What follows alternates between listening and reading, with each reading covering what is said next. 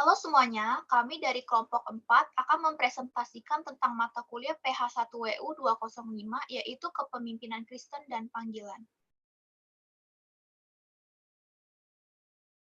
Kelompok 4 ini terdiri atas saya sendiri, Michelle, sebagai ketua dan presentator, Axel Pratama sebagai penyusun PowerPoint, dan Veronica Dia sebagai host presentasi hari ini.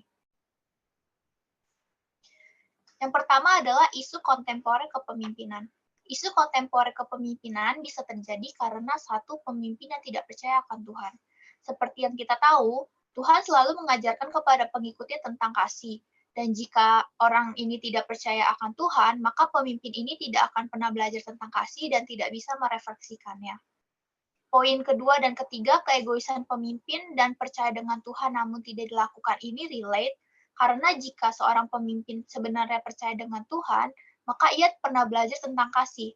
Namun keegoisannya itu melebihi kasih di dalam dirinya, sehingga bisa menyebabkan isu kontemporer kepemimpinan. Isu kontemporer ini bisa berakibat rasa tidak nyaman dan ketakutan pengikut, kebencian terhadap pemimpin, dan rasa tidak percaya pengikut terhadap pemimpin. Isu kontemporer kepemimpinan bisa dihindari jika seorang pemimpin memiliki prinsip kepemimpinan, yaitu satu, vision and calling. Visi harus dihidupi oleh pemimpin agar menjadi pegangan dalam mencapai tujuan, dan panggilan harus sesuai dengan kehendak Tuhan. Responsibility and servant. Seorang pemimpin itu memiliki tanggung jawab yang besar karena setiap keputusan ada di dalam dirinya. Dan setiap visi dan misi yang dijalankan harus bisa melayani kehendak Tuhan terhadap sesama. Dan selanjutnya, love and justice. A leader's love has to be bigger than his ego agar bisa terjadi justice atau keadilan. Karena rasa kasih tidak akan memikirkan dirinya sendiri sehingga tidak berat sebelah. Yang selanjutnya, true and godly life. Seorang pemimpin bisa terpilih karena Tuhan mempercayainya. Maka dari itu, seorang pemimpin harus bisa memimpin secara jujur dan sesuai dengan jalan Tuhan. Dan selanjutnya adalah contoh penerapan prinsip. Vision and calling menghidupi visi dan misi yang dibuat. Responsibility and servant mengemban tanggung jawab sebagai pemimpin dan melayani sesama yang lain walau harus berkorban. True and godly life tidak melakukan kecurangan bila ada pemilihan. Love and justice tidak mendiskriminasi siapapun baik dalam perkataan maupun tindakan. Karakter kepemimpinan. Kepemimpinan proaktif adalah pemimpin yang selalu memikirkan segala tindakan dan perbuatan yang dilakukannya beserta akibat-akibatnya. Pemimpin yang proaktif ini selalu sedia payung sebelum hujan, yaitu memiliki rencana dan strategi tambahan bila terjadi hal-hal yang tidak diinginkan. Seorang pemimpin yang proaktif harus bisa mempertanggungjawabkan perbuatannya, harus bisa berpikir sebelum bertindak, tidak mudah emosi, dan bijaksana dalam mengambil keputusan. Yang selanjutnya adalah adaptation ability. Kemampuan beradaptasi terhadap perubahan secara cepat. Di masa pandemi ini merupakan salah satu keadaan yang membuat kita semua harus beradaptasi.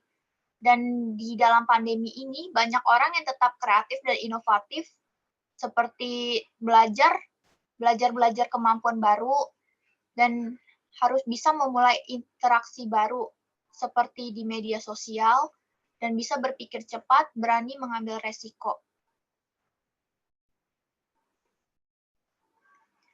Latihan praktik kepemimpinan. Empathy communication. Empathy communication ini adalah komunikasi antara dua orang yang melibatkan dua empati, yaitu empati kognitif dan empati afektif. Empati kognitif merupakan sikap empati yang muncul atas dasar pemikiran seseorang. Empati afektif merupakan sikap empati yang muncul atas dasar emosi atau perasaan seseorang. Jadi, kesimpulannya, empathy communication adalah komunikasi yang memperhatikan pemikiran, emosi, dan perasaan satu sama lain. Empathy communication itu mengidentifikasi dengan tepat dan dapat merasakan apa yang mereka rasakan, serta kita mampu memberi respon atau menyikapi dengan benar dan bijak. Dalam berkomunikasi berempati, kita harus benar-benar berempati tanpa ada penghakiman serta bisa menjadi penengah atau juru damai antara satu sama lain. Konsepnya kita harus menghargai orang lain terlebih dahulu jika ingin dihargai. Win-win solutions. Negotiation.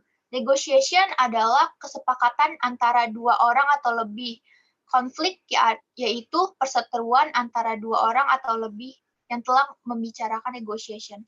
Konflik ini bisa terjadi jika negosiasi yang dibicarakan antara dua orang itu gagal.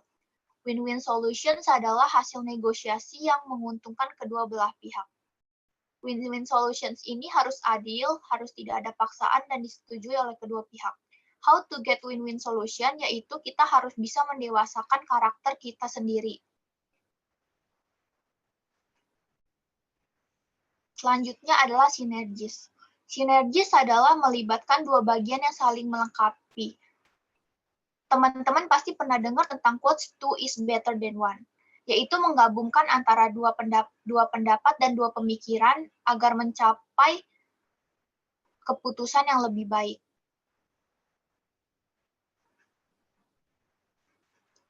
Personality and multiple intelligences, yaitu mengevaluasi dan merefleksikan diri dalam mengenal siapa diri kita, mulai dari cara berbicara, cara berpikir, dan cara bertindak.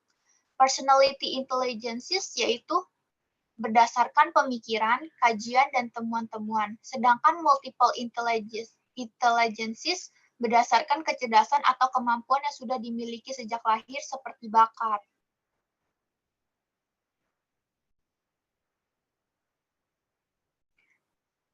Refleksi personality. Dengan kepribadian linguistik dan musikal yang dimiliki oleh Axel, akan membuat Axel lebih mudah untuk beradaptasi dan mengomunikasikan hal-hal yang kompleks, baik tertulis maupun lisan, sehingga dapat menjalani visi dan misi panggilan Tuhan. Axel ingin menjadi pemimpin yang tegas dan bisa mengerti setiap konsep dan pendapat yang disampaikan oleh para anggota. Dengan kepribadian musikal dan interpersonal akan membuat Michelle menjadi pemimpin yang bisa memiliki empathy communication. Michelle ingin menjadi pemimpin yang berpegang pada prinsip dan bersikap proaktif dalam memimpin. Dengan kepribadian intrapersonal yang Veronica miliki, membuat Vero lebih menganalisis diri dan mencari pemahaman dalam setiap keadaan. Sehingga Vero dapat mengenali tujuan dan misi yang Tuhan berikan terhadap hidup Vero.